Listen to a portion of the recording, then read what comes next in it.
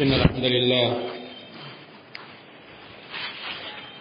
نحمده ونستعينه ونستغفره ونعوذ بالله من شرور أنفسنا ومن سيئات أعمالنا من يهده الله فلا مضل له ومن يضلل فلا هادي له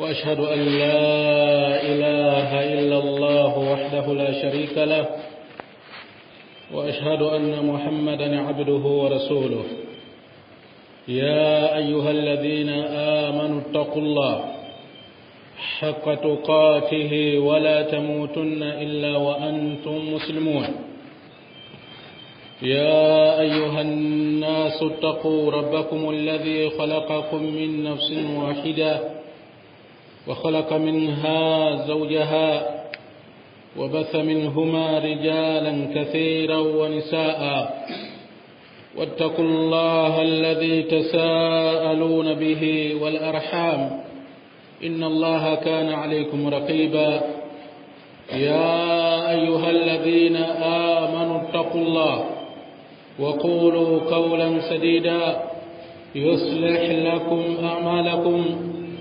ويغفر لكم ذنوبكم ومن يطع الله ورسوله فقد فاز فوزا عظيما أما بعد فإن أصدق الحديث كتاب الله وخير الهدي هدي محمد صلى الله عليه وسلم وشر الأمور محدثاتها فإن كل محدثة بدعة وكل بدعة ضلالة وكل ضلالة في النار أوصيكم ونفسي بتقوى الله عز وجل إنه فقد فاز المتقون. بعدكم حمد الله سبحانه وتعالى كذلك kumwombea sala na salama mtume sallallahu alayhi wasallam na kuhusieni pamoja na kuhusia nafsi yangu katika kumwogopa Allah subhanahu wa ta'ala. Hakika swala la mtu kuingia katika pepo ya Allah na kuwa mbali na moto wa Allah, swala hili ni lenye kufungamana na kumwogopa Allah subhanahu wa ta'ala. inna lilmuttaqina mafaza. ibadallah, ya'lamu anna mujalasata ba'dhi an-nas da'un wa mujalasati ba'dihim dawa'un. Enyi waja wa Allah, fahamuni ya kwamba kukaa na baadhi ya watu ni ugonjwa na kukaa na baadhi yao ni tiba. Wa'lamu anna as-sahiba sahibun, nafahamuni kwamba unayesuhubiana naye anakuwa ni mwenye kukuvuta. Kuna baadhi ya watu kukaa nao inakuwa ni sababu ya moyo wako kuathirika, ikawa sababu ya moyo wako kuingia maradhi, na watu wengine kukaa nao inakuwa ni sababu ya maradhi uliyokuwa nayo ya moyo kuondoka ndani ya moyo wako na kupona. Lakini ufahamu vile vile mtu unayesuhubiana naye anakuwa ni mwenye kukuvuta. Qala Ibn Hajar rahimahullahu ta'ala, anasema Ibn Hajar rahimahullahu ta'ala, al-mawsuf bil amanati yaslibuha hatta yasira kha'inan ba'da an kana aminan, wa hadha inma yaqa'u ala ma huwa shahidun liman khalata ahla al-khiyana fa innahu yasiru kha'inan lianna al-qarina yaktadi bikarini.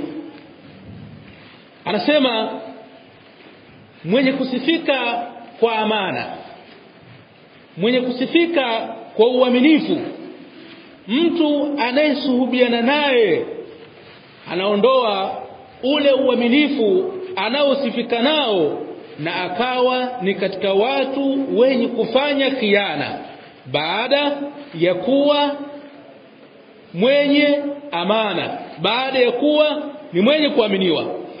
wa hadha inma yakau ala ma huwa shahidun, na hakika vingine jambo lilivyo hili linakuwa ni lenye kutokea kwa kile chenye kushuhudiliwa na kuonwa, liman khalata ahla alkhiyana, kwa mtu ambaye amechanganyika na watu wa khiana, fa innahu yasiru khainan, kwa sababu ya yeye kuchanganyika na watu wa khiana na yeye anakuwa ni mwenye khiana. Laana alqarina yaktadi bikarinihi, kwa sababu rafiki anamuiga rafiki yake, kwa sababu mtu anakuwa anamuiga yule ambaye anayesuhubiana naye.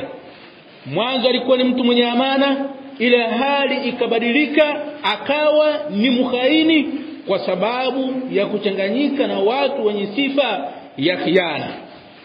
Maana yake nini? Maana yake ni kwamba mtu mwema anapokuwa anachanganyika na waovu, hawa waovu wanakuwa ni wenye kumwathiri huyu mtu mwema na kuachana na wema aliokuwa nao na kuathirika na uovu waliokuwa nao wale ambao yeye anachanganyika nao.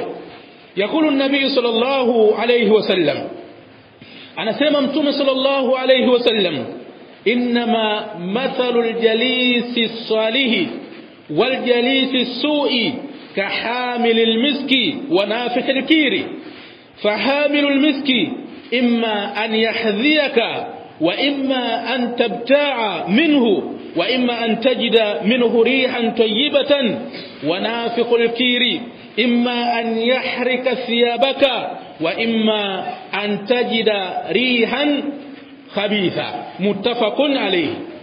Mtume sallallahu alayhi wasallam katika hali hii tunayozungumzia anakuwa ni mwenye kutoa mfano baina ya mtu ambaye anachanganyika na kukaa na mtu mwema na baina ya mtu ambaye anachanganyika na kukaa na mtu muovu.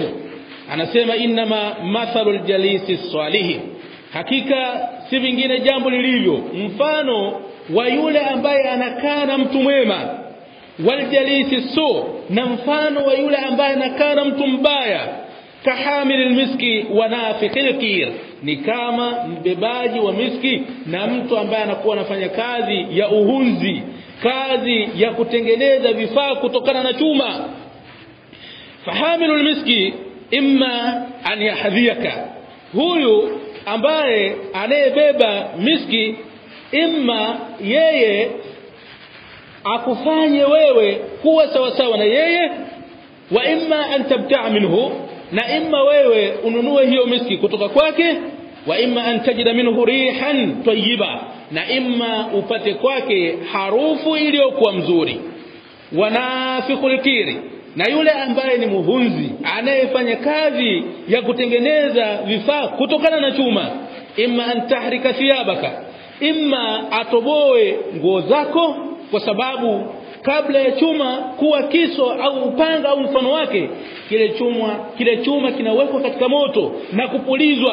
Kwa hiyo inawezekana ule moto ukakurukia ikawa sababu ya nguo yako kuungua. Wa imma an tajida rihan khabitha, na imma ukapata kwake harufu mbaya kutokana na kazi anayoifanya. Huu ni mfano ambao Mtume sallallahu alayhi wasallama anatupigia katika hali ya binadamu anapokuwa anakaa na mtu mwingine na namna ambavyo anapokuwa anamuathiri. Famusahabatul akhyari wa mujalasatuhum min shiyabil akhyari wa huwa tariqun linaili saadati fi ddarain, kusuhubiana na kukaa na watu wema, hii ni sifa ya watu wa kheri, nayo ni njia ya kupata saada duniani na akhera. Amma musahabatul ashrari at-talihin, amma kusuhubiana na watu washari waovu, famin shiyami dhi'afi nufusi, hiyo ni katika sifa za watu wenye udhaifu wa nafsi, wa tariqun lil khasara fi dunya wal akhirah, na ni njia ya kupata khasara duniani na akhera. Kwa hiyo wewe unapokuwa unakaa na mtu mwema, hii inakuwa ni sababu ya wewe kutengenea na kuwa mwema mfano wake, na unapokuwa unakaa na mtu muovu, hii inakuwa ni sababu ya wewe kuharibika ukawa kama vile alivyokuwa yeye. Qala al-Imam Ibn Hibban rahimahullahu ta'ala, anasema al-Imam Ibn Hibban rahimahullahu ta'ala, al-aqilu yufariqu suhbata al-ashrari, mtu mwenye akili anakuwa anaacha kusuhubiana na watu washari, watu waovu. Waqala Ibn Abd al-Barri rahimahullahu ta'ala, na amesema al-Imam Ibn Abd al-Barri, al-wuhdatu khairun min jalisi su, mtu kuwa peke yake hili ni bora zaidi kuliko kusuhubiana na kukaa na mtu mbaya. Kwa hali tuliyokuwa nayo katika nchi yetu sasa hivi na yale yanayoendelea, lazima Muislamu aangalie anakaa na nani. Lazima Muislamu aangalie anasikiliza maneno ya mtu gani, kwa sababu inawezekana akakaa na mtu asiyekuwa sawa sawa, akakaa na mtu mwenye fikra iliyoharibika, ikawa sababu ya Muislamu kuharibika, akawa na fikra mfano wake. Na inawezekana katika hali hii mtu akakaa na mtu mwema ambaye yuko sawa sawa, fikra yake haijaharibika, ikawa sababu ya yeye kutengemana kukaa vizuri kwenye dini yake. Kwa hiyo Muislamu, kwa hali tuko nayo katika nchi yetu sasa hivi, lazima uangalie ni nani unakaa naye, lazima uangalie ni nani unasikiliza maneno yake, hasa kwa watu ambao wanakaa vijiweni, wanakaa maskani, wanakaa sehemu za biashara. Lazima wafanye intiqaa, lazima wafanye uchaguzi wa nani mtu atasikiliza maneno yake na kitu gani anachokizungumza. Lakini vile vile sio hilo tu, lazima mtu aangalie huyu aliyekaa naye ni nani, anamjua au hamjui. Kama anamjua na yuko sawa sawa, hakuna neno, lakini kama hamjui, basi kuchukua tahadhari ni bora zaidi kuliko kukaa na kila mtu na kusikiliza yale anayoyasema. Barakallahu li wa lakum bil Qur'ani was sunnah wa nafa'ani wa iyyakum lima fihima min al ayat wal hikma. Aqulu ma sami'tum wa astaghfirullaha li wa lakum fastaghfiruhu innahu huwal ghafurur rahim.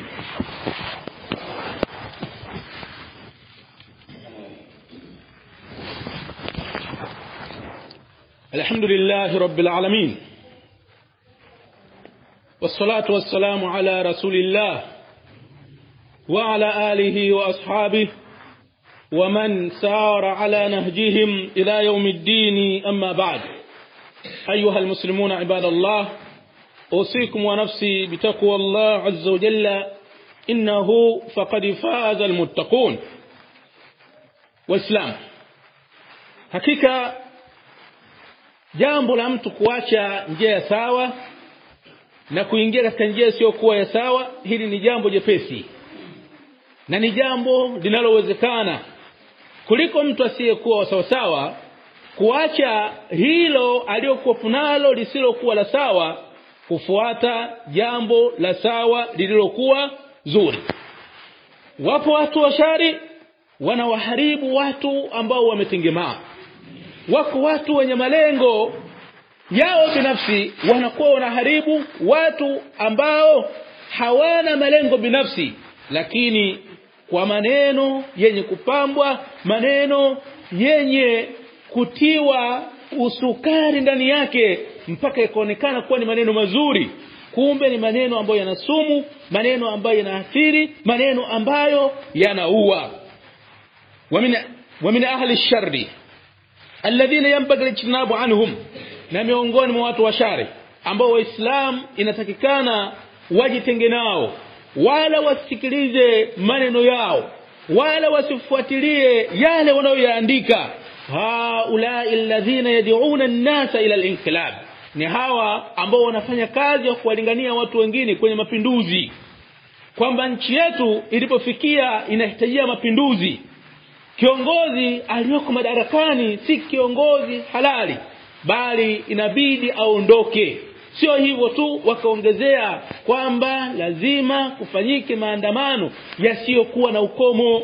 Haya maneno wanavyokuwa wanazungumza wanayapamba na kuonekana kuwa ni maneno mazuri. Sasa maneno kama haya yanavyokuwa yanazungumzwa, kama mtu hana basira, hana uoni, anaweza akaathirika na mtu akawa na fikra mfano wa fikra zao. Fahum asharru min shurrabil khamri waz-zunati wa ghayrihim min al-ma'asi. Hawa watu hawa shari yao ni kubwa zaidi kuliko wanyaji wa pombe, kuliko wazinifu na kuliko watu wengine wa maasi, kwa sababu hata hao watu wengine wa maasi yale maasi yao wanaokuwa wanayafanya yanaishia kwa wao. Ama haya wanaoyazungumza na hayo waliokuwa nayo, athari zake zinakuwa zinavuka na kuwafikia watu wengine zaidi, na athari zake haziishii kwa wale waovu tu, bali zinawafikia mpaka watu wema wasiokuwa na fikra hizo. Kwa hiyo watu wa sampuli kama hii kujitenga nao ni lazima kwa Muislamu, bali mtu kuwatahadharisha watu wengine na mfano wa watu kama hawa ni jambo la lazima kwa kila Muislamu, kwa sababu madhara yanavyokuwa yanapatikana yanakuwa ni makubwa mno kwa Waislamu. Wakadhalika as-siyasiyun alladhina yad'una an-nasa ila maslahatihim, na vile vile watu wa siasa, wanasiasa ambao wanakuwa wanawalingania watu na kuwaita katika maslahi yao, bali wako tayari amani iliyoko iharibike, lakini kile ambacho wao wanakikusudia katika maslahi yao labda kiutawala na mfano wake, maslahi hayo yawe ni yenye kufikiwa. Kwa watu kama hawa pia hawafai kusikilizwa wala hawafai kufuatiliwa kwa yale wanayoyaandika, sawa itakuwa katika mitandao ya kijamii na mfano wake. Haya waliokuwa nayo na huu watu wao waliokuwa nayo na haya madai yao waliokuwa nayo yanasababisha damu kuwa ni zenye kumwagwa, mali kuwa ni zenye kuharibiwa, lakini vile vile heshima kuwa ni zenye kuvunjwa. Na Mtume sallallahu alayhi wasallam hivi vitu vyote Mtume ameviharamisha kwa namna yeyote ile isiyokuwa ya halali mtu kusababisha kitu katika hivi vitu ambavyo tumevitaja na kuviashiria. Yakulu nabii sallallahu alayhi wasallam, anasema Mtume sallallahu alayhi wasallam, inna dima'akum wa amwalakum wa a'radakum alaykum haramun ka hurmati yawmikum hadha fi shahrikum hadha fi baladikum hadha. Hakika ya damu zenu na mali zenu na heshima zenu ni haramu juu yenu. Mtu asimwage damu ya mtu mwingine, mtu asiharibu mali ya mtu mwingine, mtu asivunje heshima ya mtu mwingine, bali ni haramu mtu kusababisha kimoja katika hivi vitu, kama ilivyokuwa ni haramu siku yenu hii. Alikuwa anakusudia siku ya Eid ya mfungo 3, kadhalika kama ilivyokuwa haramu mji wenu, kama ilivyokuwa haramu mwezi wenu huu wa mfungo 3, na kama ilivyokuwa haramu mji wenu huu wa Makkah. Sasa maneno yao haya ambao wanayazungumza yanapelekea madhara makubwa, watu kuuliwa, mali kuharibiwa na mfano wa vitu kama hivyo. Kwa yale yaliyotokea tarehe 29 mwezi uliopita, kila mtu anayafahamu, imma kwa kuona au kwa kusikia wakati yakielezwa au kwa njia ya kusoma. Lakini vile vile lazima watu waelewe ya kwamba hii dunia hii tuliyokuwa nayo hii, kuondoka kwake na kumalizika kwake ni bora kuliko kuuliwa Muislamu mmoja. Mtume sallallahu alayhi wasallam anasema, la zawalu dunya khairun min katli rajul muslimin. Kuondoka hii dunia hii ni bora zaidi kuuliwa mtu mmoja Muislamu. Haya maneno wanayozungumza yanapelekea watu kuuliwa, miongoni mwa hao ni Waislamu ambao damu zao hazifai kumwagwa kwa namna yeyote ile. Lakini wanapozungumza wanasema hata kama watu watakufa msijali, tokeni, watu watakufa hata kama watakufa mamilioni, lakini mpaka tuhakikishe mtawala aliyoko madarakani au ni mwenye kutoka. Huku wakati watu wanauliwa, na inawezekana wenyewe wanazungumza haya maneno, wanastarehe, wanakostarehe, hakuna madhara yanayowapata, lakini wanahimiza watu wengine waingie katika vitu mfano kama hivi. Haya maneno ni maneno ya hatari, na Waislamu wasiyakubali na wasiingie katika mtego huu. Yanayopatikana ni makubwa, na inatakikana watu wawe mbali nayo, lakini vile vile watu watahadharishane wao kwa wao kadri ya vile inavyowezekana, kwa sababu ikiwa yametokea basi hali yake haiwapati wale tu waliofanya hayo mambo wenyewe, bali athari zake zinawafikia watu wengine. Ibadallah, yani waja wa Allah, al-aqil man yatta'iz biba madha, mtu mwenye akili ni yule ambaye anapata mawaidha kwa yale yaliyotokea. Yale yaliyotokea 29 mwezi uliopita, haya ni mawaidha tosha kwa mtu ambaye ana akili. Hawezi kutamani yatokee tena, na kama mtu alikuwa ameingia ndani yake akasalimika, hawezi kutamani kufanya kitu cha namna kama hiyo tena, kwa sababu yametokea mengi yaliyotokea yaliyosababisha huzuni kwenye mali za watu, kwenye nafsi za watu na kwenye heshima za watu. Kwa hiyo lazima sisi tunapokuwa tunakaa sehemu ambazo tunatokaa, tuangalie watu ambao tunakaa nao na tuangalie maneno yao ambao wanayozungumza, kama yatakuwa na mlengo wa kuharibu fikra zetu, kuharibu imani zetu, kuharibu manhaji yetu, basi hao watu wenye hayo tusikae nao wala tusiwasikilize, bali tujitenge nao kwa ajili ya salama ya maisha yetu ya dunia na kesho mbele ya Allah subhanahu wa ta'ala. Lakini vile vile kwa muda huu wazungumzaji wamekuwa ni wengi mno. Wako wazungumzaji ambao ni Waislamu kwa mapoti yao yote, lakini vile vile wako wazungumzaji wasio kwa Waislamu, mapadri ambao wanatoa matamko mbalimbali na mfano wao. Lakini vile vile kwa upande wa Uislamu wako watu ambao wanazungumza kuhusiana hizi kadhia zinazoendelea. Baadhi yao uzungumzaji wao unatoka katika sawabu, unatoka katika njia sawa sawa. Hao mapadri na matamko yao wanayotoa, na hao Waislamu ambao wanazungumza yasio kwa sawa sawa yanayowatoa watu katika sawabu, hawa hawafai watu kusikiliza na kuzingatia maneno yao wanayosema. Kitu gani ambacho ni lazima kwa watu? Kitu ambacho ni lazima kwa watu washikamane na yale ambayo wanasema mashekhe wao wa sunna, mashekhe wao wa kisalafi, ambao miongozo yao inawafikisha sehemu iliyokuwa salama, miongozo yao inawabakisha katika dini yao ya sawa sawa. Haya ndio ambayo yanayowajibika kwa Uislamu kwa hali iliyoko na inaendelea katika nchi yetu hii. Allahumma salli ala Muhammadin wa ala ali Muhammadin kama sallaita ala Ibrahima wa ala ali Ibrahima innaka Hamidum Majid, wa barik ala Muhammadin wa ala ali Muhammad kama barakta ala Ibrahima wa ala ali Ibrahima innaka Hamidum Majid. ربنا آتنا في الدنيا حسنة وفي الآخرة حسنة وقنا عذاب النار. اللهم أرنا الحق حقا وارزقنا اتباعه، وأرنا الباطل باطلا وارزقنا اجتنابه برحمتك يا أرحم الراحمين. قوموا إلى صلاتكم. يا أرحم الراحمين قوموا إلى صلاتكم. يا أرحم